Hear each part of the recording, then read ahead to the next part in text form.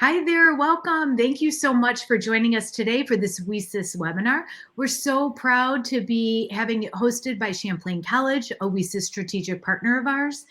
And my name is Lynn Dome, Woman in Cybersecurity Executive Director.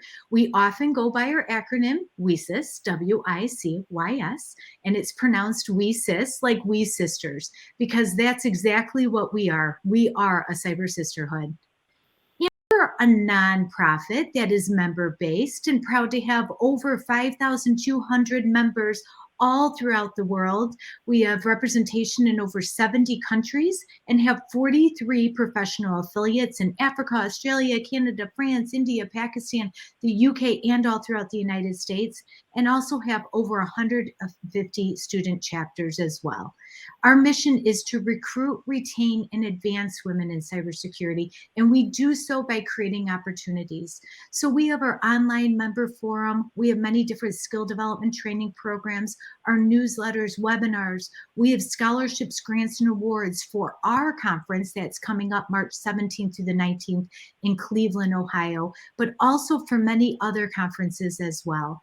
We have our Cyber Talent Emergency Fund, so many speaking and media opportunities, and assistance programs for military spouses, veterans, and active duty. Our apprenticeships and internship programs are launched as well, in addition to many leadership opportunities throughout the year as well. So if you have any questions, you could go to WiCyS.org, WiCYS.org, and see all our initiatives and all our training programs. And we owe all this as a special thanks from our strategic partners, AWS, Bloomberg, Carnegie Mellon Software Engineering Institute, Cisco, Facebook, Google, Intel, Lockheed Martin, Microsoft, Optum, SentinelOne, AbbVie, JP Morgan Chase & Company, LinkedIn, Navy Federal Credit Union, Nike, Wayfair, Workday, Accenture, American Airlines, Arctic Wolf, Champlain College, which brings us our webinar here today. We have Citi, Dell Technologies, Cybersecurity Services, InvestNet, Flatiron, Fortinet, Haystack Solutions, Here Technologies, The Home Depot, IBM, Indiana University, MITRE, Motorola Solutions, National Cyber League, Oak Ridge National Lab, Palo Alto Networks, PayPal, Salesforce, Sands Institute, Schlumberger, SmoothStack, SpearTip, Starbucks, Target, University of California, San Diego, and Verizon. Woo, that is a mouthful, but we are so proud of each and every one of these companies and organizations supporting the WiCyS organization. So we have here today Paul and Kathleen, and they're going to be presenting on the cybersecurity skills gap and barriers to entry. We have a ton of individuals that have registered for today's event, so I want to encourage you to please ask questions. This is your time to connect with the experts that are on the webinar presenting this information today, and for you to get your answers to your questions answered live. So if you haven't done so already, please subscribe to the WiCyS newsletter. Again, it's at WiCyS.org, and that way you'll never miss a beat of all our WiCyS announcements. So with that, and without further ado, I'd like to hand over the mic to Kathleen, and she's going to go ahead and take the webinar from here. Thank you very much. I appreciate it. And good afternoon and welcome to our webinar. Before I tell you a little bit about myself and the panelists who will be joining me, I'd like to share the agenda for today's webinar. So I'm going to go back to the slides. There we go.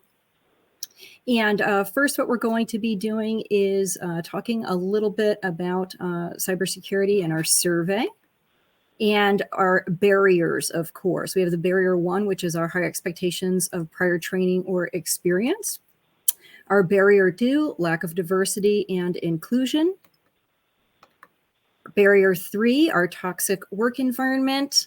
And then a little bit about cybersecurity at Champlain Online before we open up Q&A. My name is Kathleen Hyde, and I'm the chair of cybersecurity programs at Champlain College Online.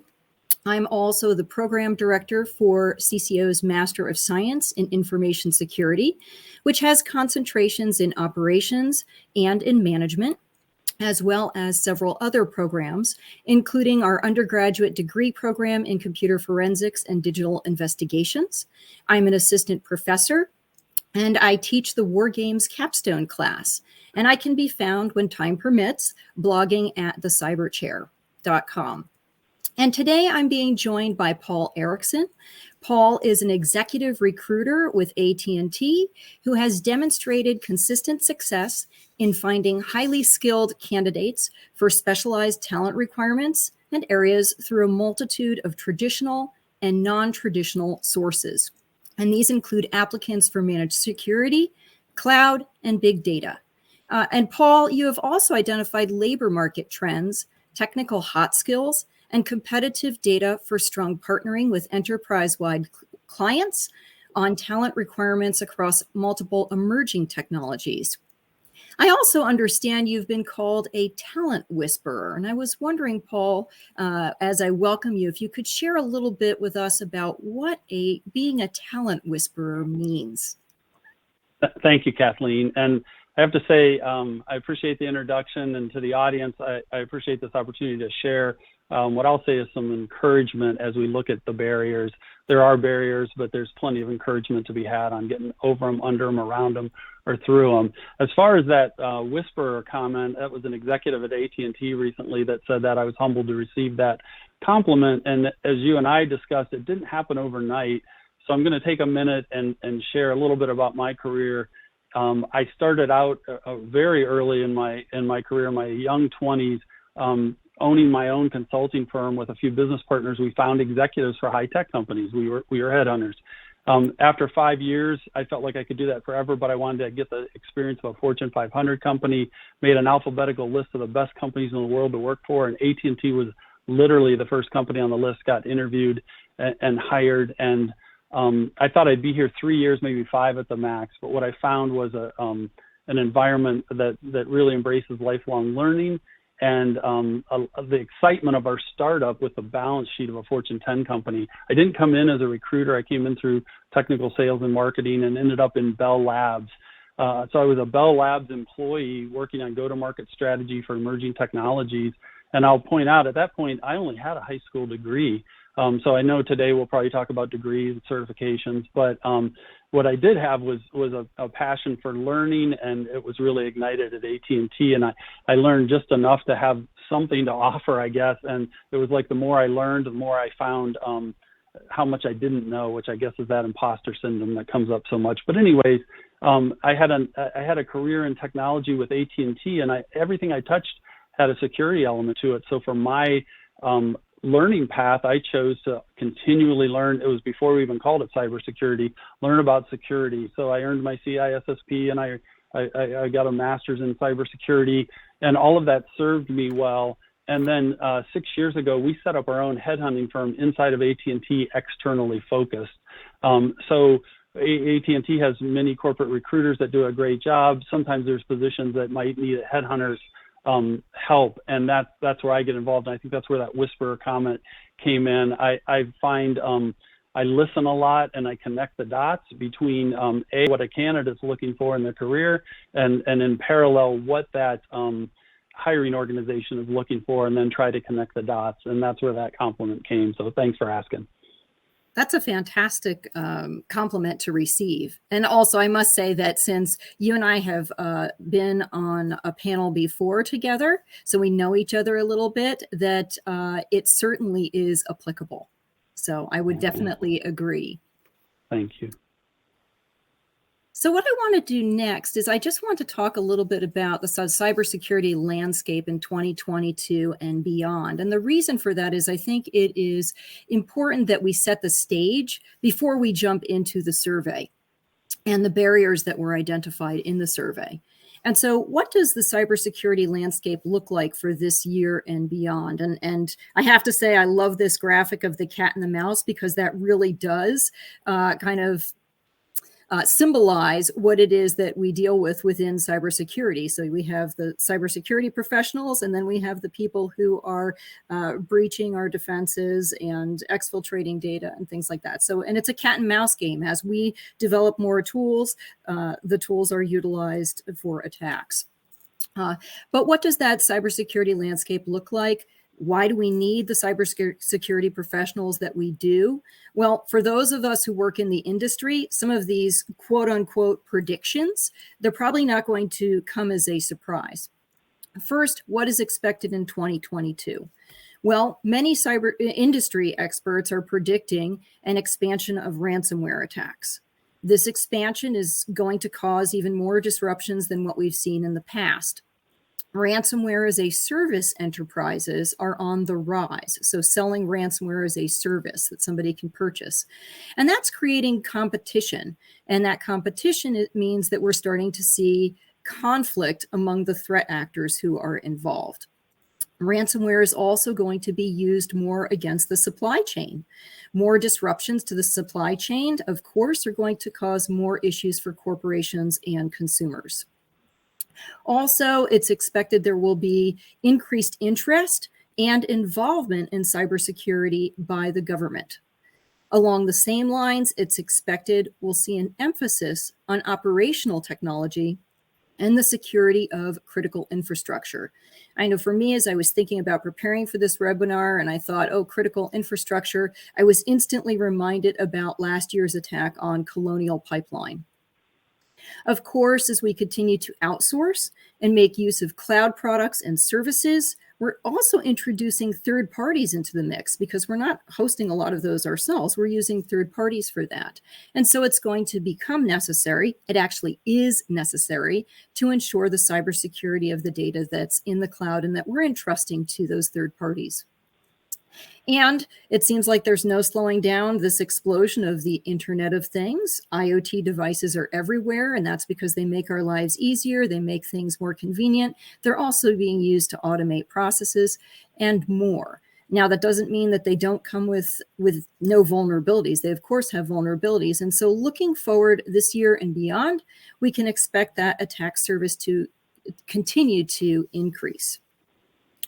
So that kind of sets the stage for what we're going to be talking about and why we have the cybersecurity skills gap, because we have all of these threats that we need to worry about and vulnerabilities. A little bit about why this survey. This is why the cybersecurity skills gap. We have this survey, the cybersecurity skills gap and barriers to entry, and it's incredibly relevant. We've conducted now several surveys over the last few years, and with each one, we strive to encourage thoughtful conversations, typically around the field of cybersecurity. For this survey, we commissioned Full Circle Research, Inc. to field questions on its online survey from August 24th through 26th in 2021, with a randomized nationally representative sample of 1,011 U.S. adults ages 20 to 25. The results of the survey are weighted to the U.S. Census data to be nationally representative with a confidence level of 95%. So let's talk about the purpose of the survey. The purpose was to examine why an industry that's projected to grow 33%, which is actually huge. If you go to the Bureau of Labor Management statistics, this is like off the charts exponential growth through 2030 with a guaranteed job security. Why is it in the midst of a skills gap? And I've got to say, I did a quick look at Indeed this morning, and with only the search parameter of cybersecurity, there were 53,122 jobs that were listed. And that was just for cybersecurity. I'm sure if I were to change those search parameters a little bit, there would be even more jobs. And the openings included cybersecurity analysts, specialists, and researchers. There was everything from entry level to senior level, and it crossed every single domain within cybersecurity. So within the survey, we identified the first barrier for exploring a career in cybersecurity were the high expectations of prior training and or experience. And specifically, what we found, were that 72% of respondents estimate some type of university accreditation is required to enter the field of cybersecurity. That 77% of hiring managers estimate some type of university accreditation is required to enter the field of cybersecurity. And that 86% of survey respondents who identify as cybersecurity hiring managers indicate that the market expects entry-level cyber candidates to have vast experience. And so I think, Paul, this is a fantastic opportunity for you, since you are a recruiter, to kind of confirm, or maybe something else is going. What are you seeing in the industry, and what types of positions are you involved with? Thank you. I do believe that the high expectations are there. So I believe these survey numbers. And so I think about, okay, if I'm a job seeker, what do I do about that? And I've thought about our audience, whether you're a college student, whether you're mid-career or late career, I think there's an opportunity for you in spite of these expectations. So there's inside of AT&T, and I'm going to give my own opinions, not the opinions of AT&T, but I'm going to lean on AT&T's experience that I've had, and then also outside of AT&T, what can be done. So first of all, if you have a degree, fantastic. If you don't, then I would look at, do you have evidence of equivalent experience? So I believe hiring managers are often looking for evidence that you're going to be able to perform and do well. So why would they want that? The nature of cybersecurity is multidisciplinary, so it doesn't stand on its own, but usually it's involved in something else. So you need to understand the business, you need to understand the risk, and how are you going to protect the risk, and what's at stake.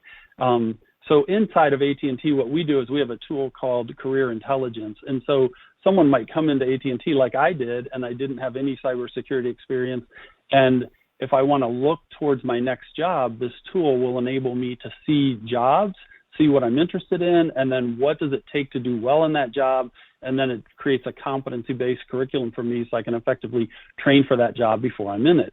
If I'm outside of AT&T, I think something that might parallel that is from NICE and NIST, there's something that's called CyberSeek. And CyberSeek does a similar thing where it maps all of these different areas someone might have career experience or life experience, and what are the entry points to get into different cybersecurity roles, the different types of roles, and helps one map that out. So yes, I believe those expectations are there, but I do believe there's ways to connect the dots, so to speak. So I guess one of the questions I would have for somebody who's in the industry, one of the challenges, I should say, that I always find is that when I'm counseling students who are obviously coming and they're seeking out a degree because of the numbers that we're seeing right here in the survey, is that they're looking at the jobs, they're looking at the ads, and all of the ads are saying that you need to have, a master's degree, you need to have 10 years of experience. And a lot of times the 10 years of experience is in a new and emerging field that there's no way to have 10 years of experience in. So, me being in the position that I am as a professor, I always look at that and I say to myself, that really doesn't make sense. I think they're just cutting and pasting. But when somebody has this kind of mindset and they're looking at everything, and you're talking about having a different pathway, how important is it for, say, somebody who is entry level maybe to have one versus somebody who is maybe a mid-level or a senior level professional in cybersecurity? Would you say that there's a differentiation there that you could speak to as a recruiter? Yes, I think if I'm looking at it as a traditional college student that went to college after high school for 4 years, where I was the non-traditional student, I went later and got my degree. But if I was a recent college graduate looking to get into cybersecurity, I would look for companies that have some type of rotational program where you can come in a technical development track, something where you can rotate through the business, learn the business, and then how to protect the business. So to me, that's the ideal, something like that. And to the mid career person, sometimes I think it's a case of packaging what life experience you have to map it against what they're looking for. And I'll give you a quick example of that. There's something called a T cover letter. I don't see it very often, but it's a highly effective tool. If you Google T cover letter, it's just like you would imagine a large capital T. And the way that the examples will show is you take the requirements that the hiring manager put. These are the things we're looking for, and then you put something on the other side that is the that either satisfies that or is the equivalent of it. So if you have the equivalent of it that's black and white, you put that down. If you don't, it might be ability to learn quickly, as an example. And at that point, you've put thought into it. You've shown how you can connect the dots between what they're looking for and what you offer. And oftentimes, if they have a long laundry list, they're not finding the candidate that has everything. You're showing them a way to consider you maybe in a different light. That's fantastic information that I've got to admit that I had never even heard of that either. I'm going to have to go Google that when we are done. And when you do, you'll see different levels of, you'll see different examples. Some are better than others. But the point is make it easy to read, easy on the eyes, and put the criteria that the hiring manager put in their order. And then, in the same order, you put the things that help you market yourself. That's fantastic. I know the one thing that I suggest is that when you look at the job descriptions, and this goes directly to what the hiring managers are saying in our survey, that some type of university accreditation is required. What I always look for is if you can substitute something like, say, a master's degree, and I know you have a master's degree, that you can substitute some of that for the experience. And that's something that is I also think is pertinent to talk about. I would say, though, at this point, what I've noticed is that the industry is shifting. There are certain job positions within cybersecurity, certain parts of it, certain domains where it is still a requirement for you to have a degree of some sort, whether it's a bachelor's or a master's degree. One of the other things, though, is that, and I think we're going to talk about this a little bit more when we're kind of talking about diversity in general, but you don't necessarily have to have that degree be in cybersecurity. And that's something that I think is very important to remember as well, because cybersecurity covers such a vast number of domains within an organization that you don't necessarily have to be in cyber. But I think that's kind of a good segue for us to go into the second barrier, which is lack of diversity and inclusion, and because that happens on so many different levels. And specifically, the survey identified that by 90% of the respondents believe it is important to increase diversity in the cyber workforce. 80% or more of respondents say it is very important or somewhat important to improve workplace trends to increase diversity in cyber. And 44% of respondents believe it will take 5 to 10 years before the cyber workforce becomes diverse.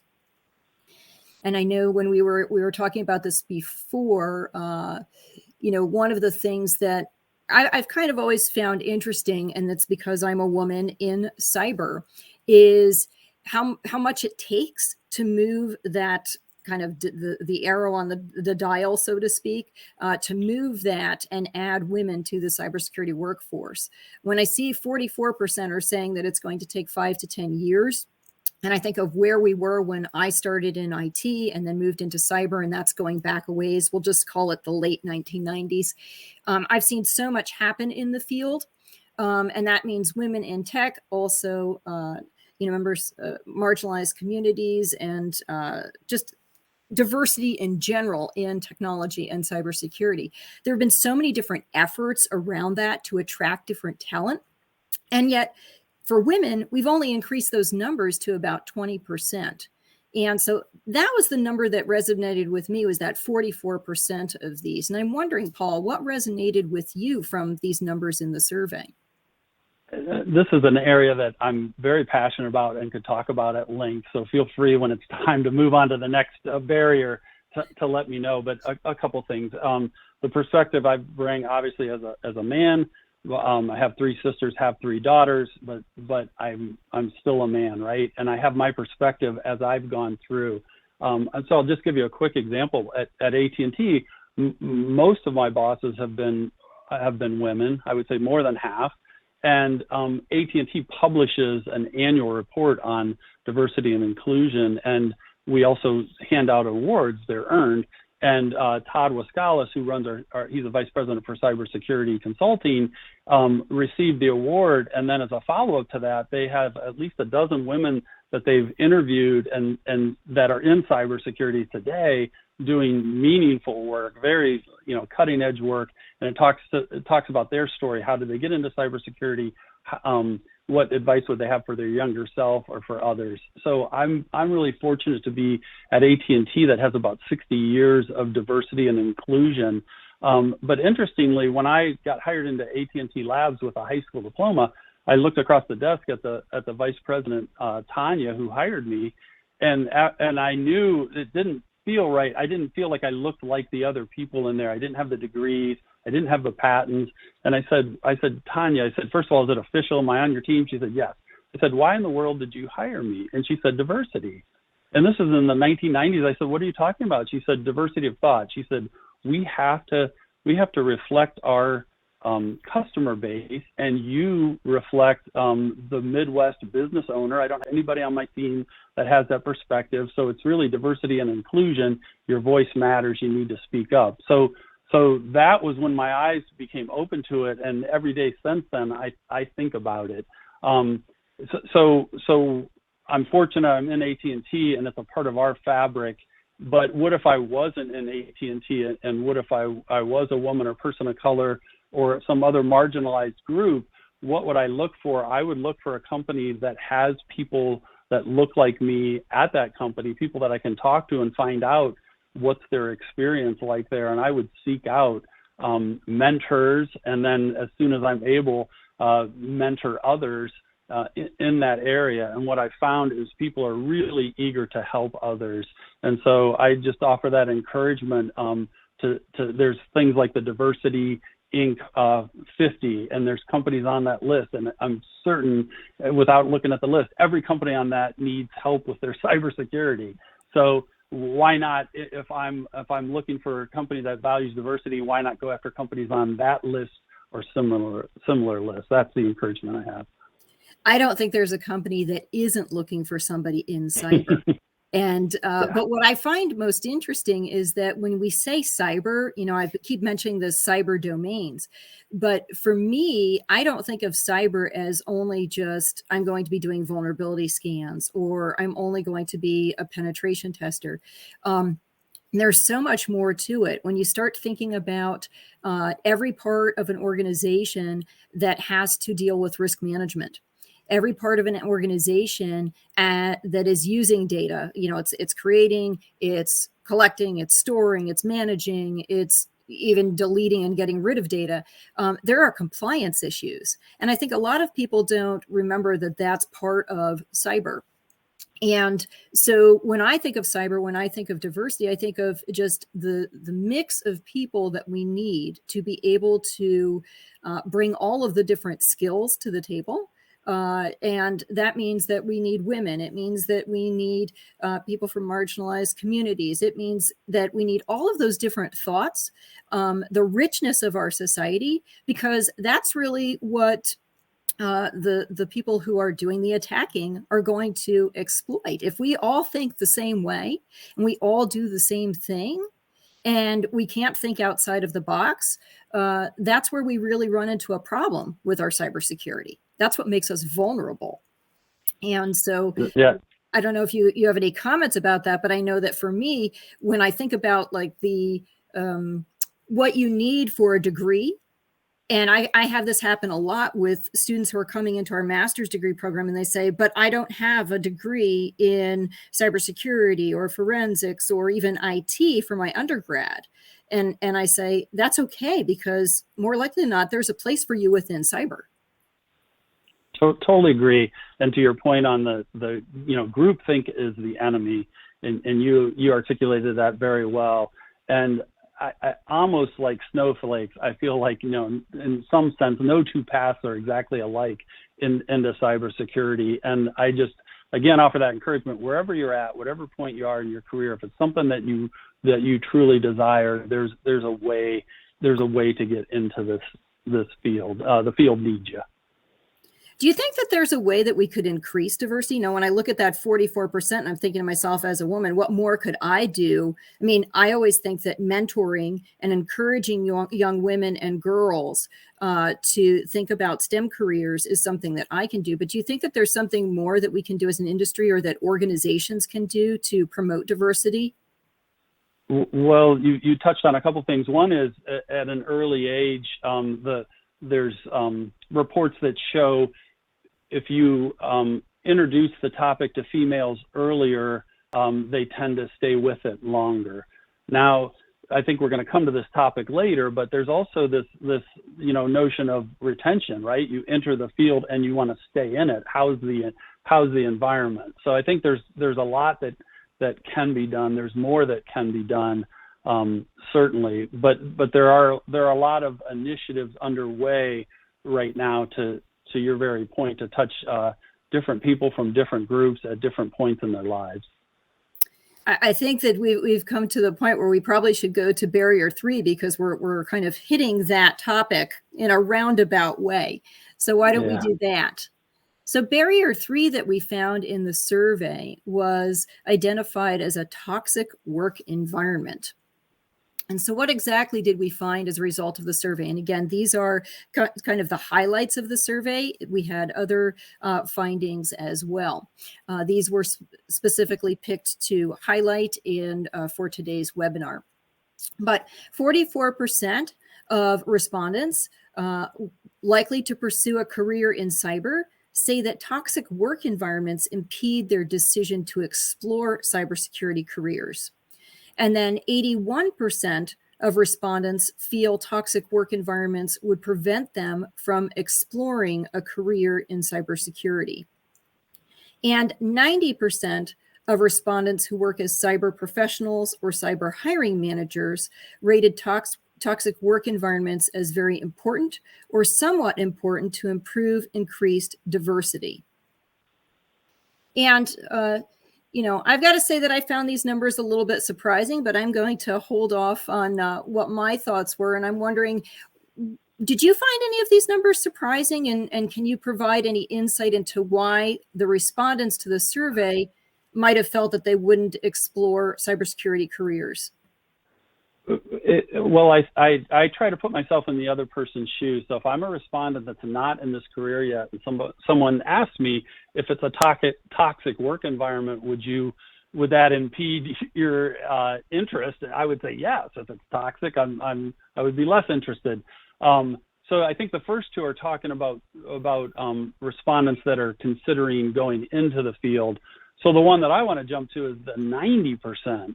I mean, that's just a humongous number of people that work as cybersecurity professionals or hiring manager rate that. I'd say that's alarming to me. Again, my perspective is I'm blessed to work for a company that we're very intentional about having 360 surveys and anonymous lines that you can call that are truly anonymous if there is a problem.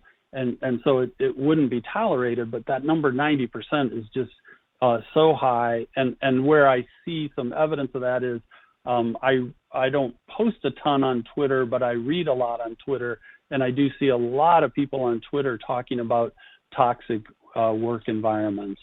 And so then back to my initial comment about there's barriers and then there's encouragement. My encouragement would be in your networking, in your mentoring, as you talk to others, I would absolutely try and get a feel for what is the work environment like from people that are willing to share that with you and not enter one that's toxic. And I'm fortunate to say I haven't run into that, but apparently many are. So I guess one of the things that I would want to ask you before I kind of weigh in on this is, do you have, when somebody is coming to you and you're working with them as a recruiter, are they mentioning this? I mean, does it get talked about when that is happening or, when you're recruiting, or is that something that we just don't seem to talk about in the industry? Yeah, when I look out on Twitter and people commenting, I see it every day. My experience personally, as I've interviewed candidates, my normal, if I'm doing a deep dive with a candidate, will start with how their career started, how they progressed all the way through to the current day. In some cases, that's 15, 20 years. And I would say I don't hear toxic environments coming up. I may hear things like, I had no more career progression at that company. There was nowhere else for me to go, or they changed directions and what I was doing was, no longer valued, or different things like that. But I would say toxic work environment isn't something I hear when I'm talking one-on-one with candidates. I almost wonder if some of this is coming from, people who have heard about, or from people who are working in the industry about alert fatigue, where we're all just, if we're in the cybersecurity field, that we're constantly, under a barrage of alerts because they're assuming that we're, doing vulnerability scans, or we're doing remote monitoring or something like that.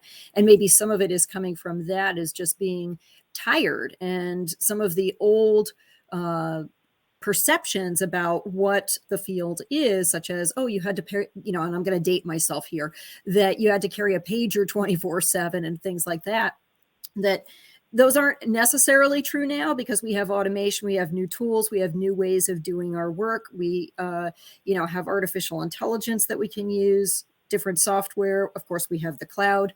When I look at this, one of the things that really surprised me, I guess you would say, was just these numbers in general. When I think of a toxic work environment, though, I don't necessarily think of cyber. And the reason is because my perception of cyber, because I've been doing this a while, is I love cyber. And I love it for a couple of different reasons, one of which is I'm the type of person who thrives on having something different happen every day. If I had to go to the job and have it be the same thing every day, I would probably get really bored, and that would happen really quickly. So I like the fact that in cyber, there's always something different. There's always some news. And as much as I hate to say it, but there's always some new vulnerability or new update that breaks something. But in any event, there's always going to be new challenges. And what that presents to me as a person, as an employee, as somebody who's counseling people about the career, what I always like to say is, if you love learning, then you'll love cyber. And so when I think about that, a lot of what I do is a little bit more independent. I'm working remotely right now.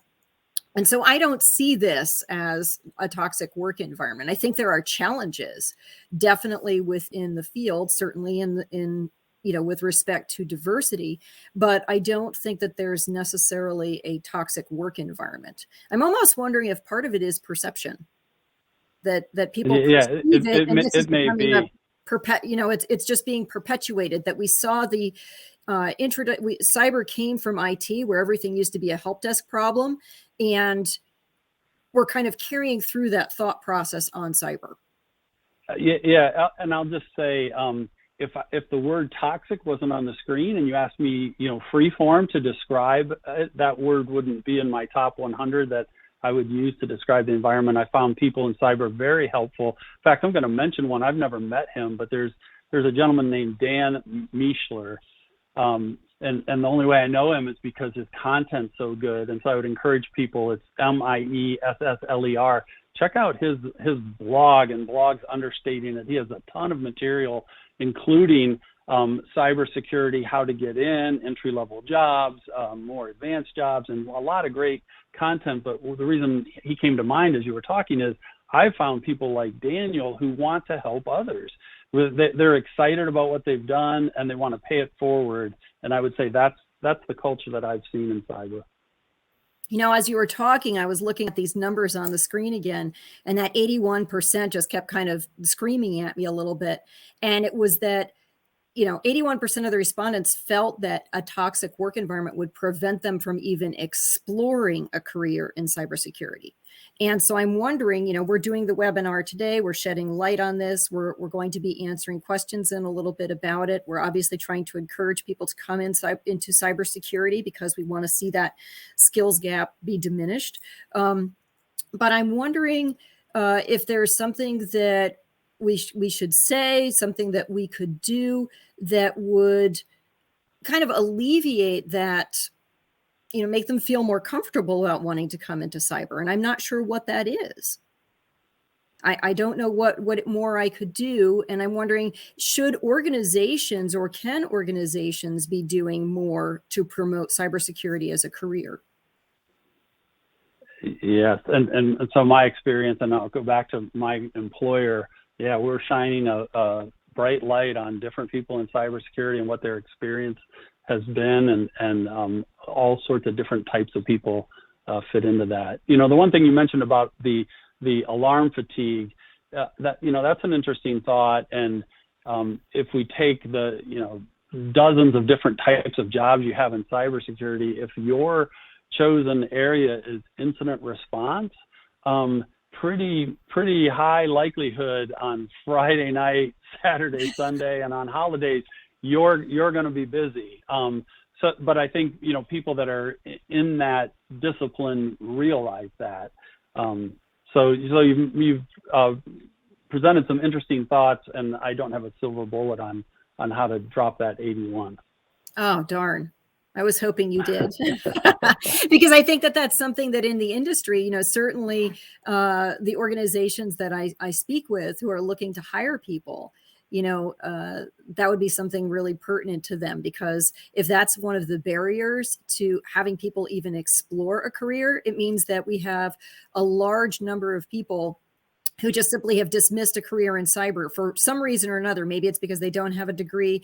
Maybe it's because cyber in their mind leads to a toxic work environment. Maybe there's a lack of diversity, but I'd love to see that move. I do want to make sure that we are staying on task with time, and we have plenty of time for Q&A. So what I'd like to do next, before we open the Q&A, is I do want to speak a little bit about Champlain Online and our cybersecurity programs. And that's because, of course, I love them. They're great. So let me just tell you a little bit about us. Champlain's cybersecurity has been named the nation's best by SC Magazine and best online cybersecurity bachelor degree by Cyber Degrees.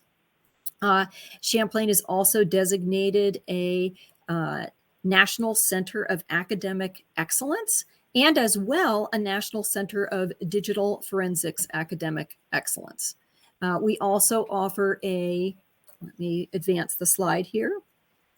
We also offer a wide variety of bachelor's and master's degree programs, and those include the bachelor's in cybersecurity and, of course, the master's in information security that I spoke about before.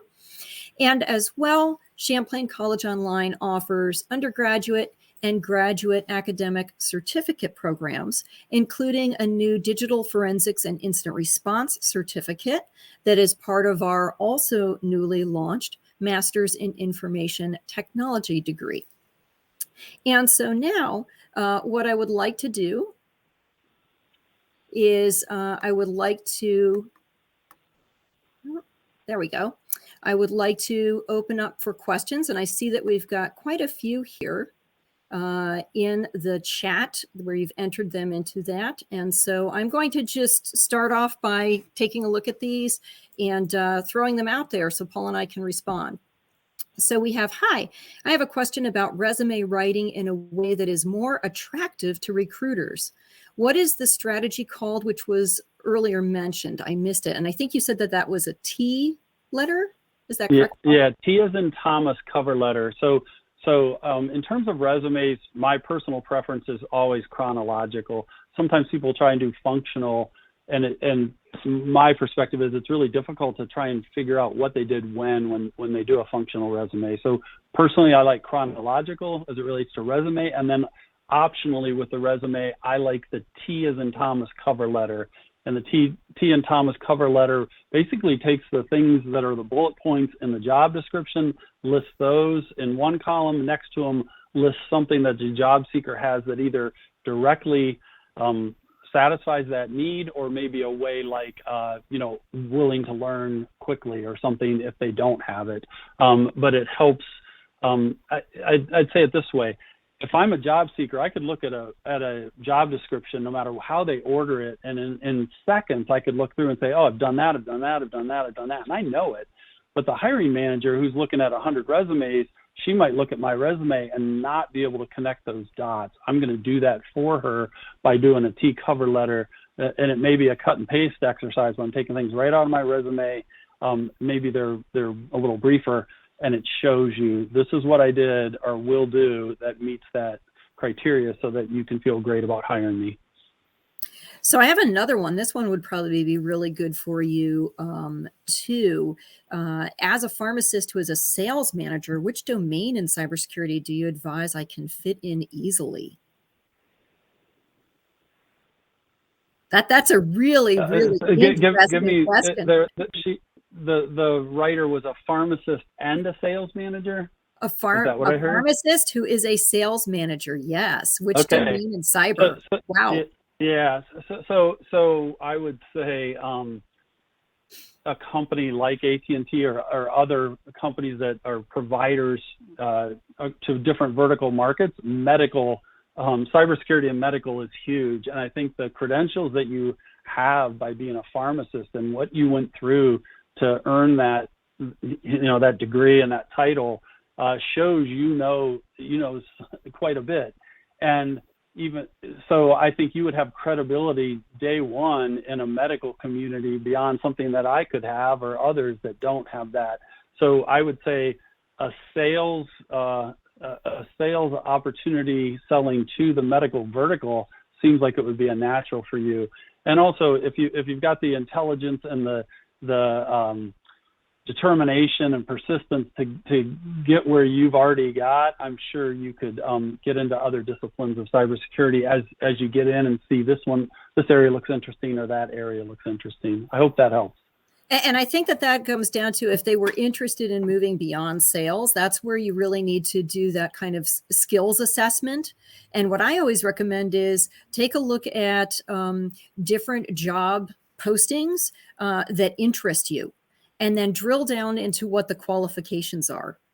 And that really can help you kind of do your own, without having the tool that AT&T has, that can help you do your own assessment of what would I need? So what other skills do I need to acquire?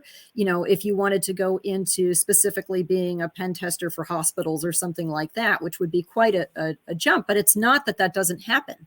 And it's not that evolution can't happen for somebody in cybersecurity, because it happens every day. So we've got another question here. Are there mentorship programs for professionals like myself in cyber to mentor students in cyber-oriented degree programs? And we do have, not at Champlain. I know that there are external mentorship programs. Certainly WiCyS has a mentorship program. And usually the mentorship that happens at Champlain College Online is via our instructors, and also myself, our staff, our instructors, and our program directors as well. So I would encourage you, if you were interested in something like that and mentoring, certainly we could look at that. And then look at the trade organizations that are working with women and girls in the STEM fields. Let's see, we've got another one here,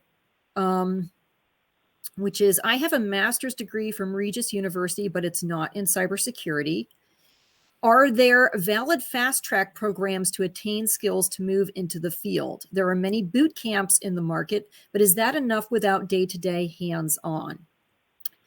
And let me see here. If so, is there a list of top regarded programs? Is there a list of companies? I think we should really deal with first the question of how to acquire skills to move into the field, and boot camps versus training versus degrees versus, on-the-job experience, things like that. What are your thoughts on that, Paul? Well, one really pertinent question to an earlier question and answer we had, and to this individual, is if there's a job you think might be interesting, if in a networking environment, somebody that's in a position to hire in that organization or an organization like it will have a conversation with you. It'd be really interesting to know, what do you need to do day one on the job to be successful? What are the things you have to know? And what are the things that you can learn over, let's say, 9 or 12 or 18 months in the job? And I think looking at those things that you need to do right off the bat does a boot camp or something move you from what you know right now to what you need to know to be effective day one on the job? That was just an initial thought I had as I heard the question. That's actually a great thought, because I think that a lot of times when somebody thinks about coming into cyber, they think about what are the skills I need, and they think they need everything at that time. And certainly the job descriptions tell us that. And I don't think that in reality, that's what it is. I think that everybody starts somewhere, and then they find that right job opportunity, and then they grow into where they're going to land in cyber. I know that's what I've done. I've started out at one thing, and then I've moved into something else and moved into something else, just like you started out, and then you moved into becoming a recruiter. And of course, you got your CISSP as well. So obviously, you've kind of changed your trajectory in your career over time. And I think that happens a lot. So where we are today, what skills you have today aren't necessarily the same ones that you would need in 3 years, because you may decide that you want to go into a different part of cybersecurity, a different role within the organization where you're employed in cybersecurity. And so it's constantly changing. And of course, that's one of the things that I love about the field. And to the person that wrote that question, I would advise, look at CyberSeek and the tool, and it has about 50 different work groups. And because we don't know a lot about your background, or do any of those resonate with you, and that can help provide you an entry point. And then the last thing is, when somebody's replacing someone, let's say they hired them here, and then during their 5 years on the job, they grew to here.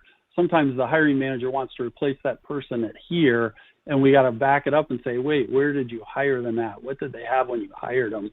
So sometimes that kind of conversation can help back to that day one on the job mentality. So I guess part of what that person asked as well was, is a boot camp going to be enough for day-to-day hands-on for somebody who is a hiring manager? Is that going to satisfy that requirement? And that's kind of difficult to answer, isn't it? Yeah.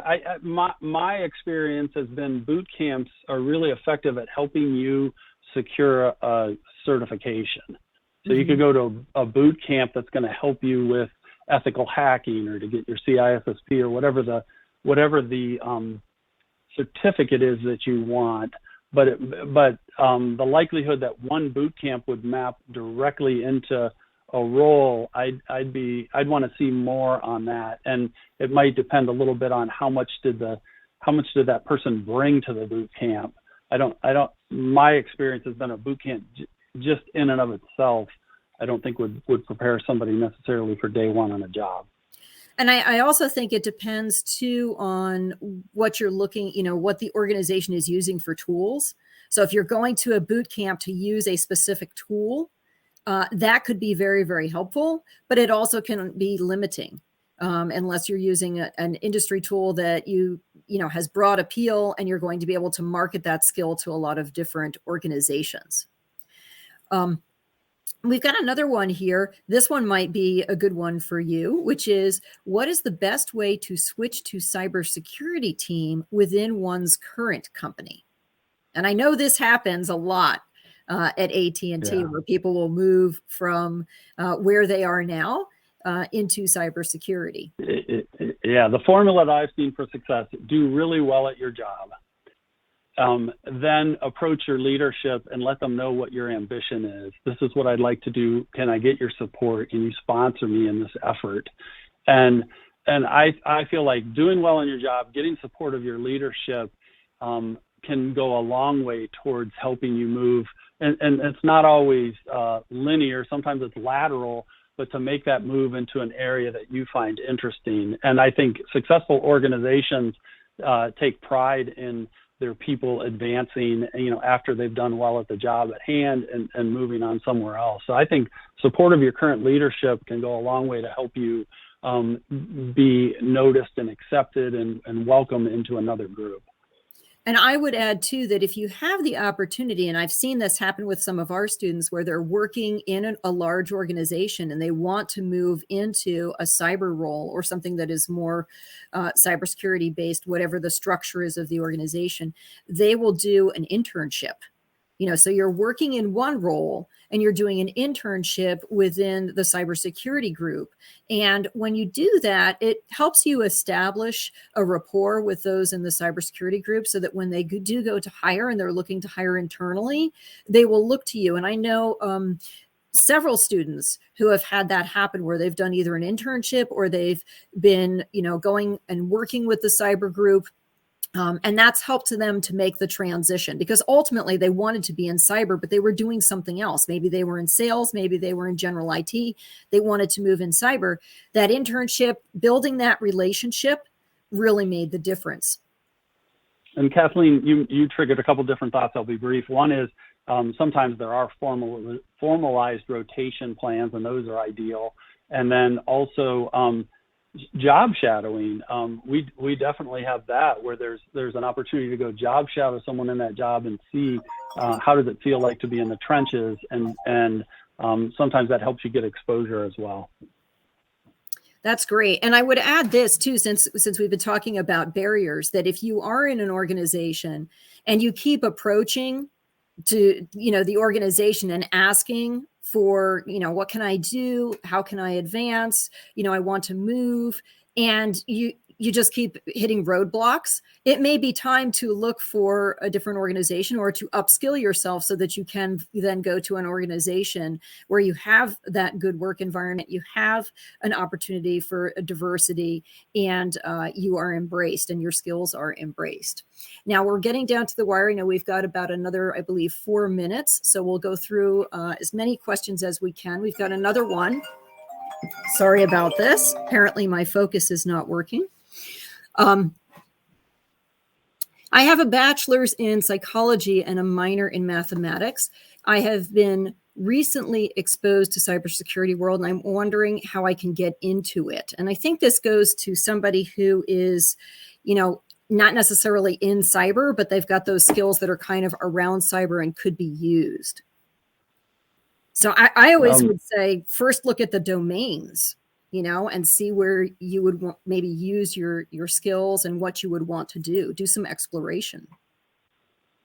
And then another thought that just immediately came to mind was with psychology and human factors. Human factors I'm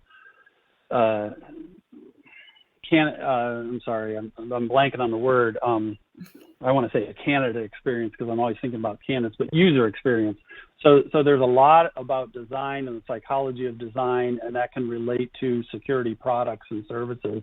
So there could be something in a development capacity where we're looking at, focus groups and usability, and I think that could be interesting with someone that has a psychology background, and also with the math aptitude you have. I imagine you pick other things up quickly as it relates to hands-on if you needed to do some scripting or something like that. So we've got another one here that I think we should probably address. And it's one that I have commonly come up. I joined the webinar a little bit late. They were wondering if this question had been asked. They're a product manager who is interested in cybersecurity. They're looking to know what certifications we would recommend to get into the industry. And this one seems to be kind of one of those perpetual questions that always comes up in webinars on cybersecurity skills. I don't know that there is a magic one. We can't wave our wand and say, if you get this, you're going to be guaranteed a job. Yeah, CyberSeek used to have all of the common security credentials, and then it would link to job ads and say, maybe there's 17,000 people hold this certification, but there's only 3,000 job ads for it. Or this one has 50,000 job ads for it, and there's only 10,000 people hold the certificate. So I think there's some intelligence that you can do there with CyberSeek. And then the other thing, you mentioned it earlier that I think is a great point, Kathleen, is if you look at the product, if there's a product management development role that you want with a company, what are they listing as certifications that are meaningful to them? That would be really interesting. And then one last thing on that is, if they're ready to hire now and you're ready to go there, you might even negotiate something where, hey, what if I got that certification within the first 180 days with your support? So there's a lot of different possibilities with that question. Thanks for asking. Yeah, there's a lot of flexibility, and I think some of it requires you to be creative, which of course the cybersecurity field automatically is something that we do. It's very technical, but it's also very creative.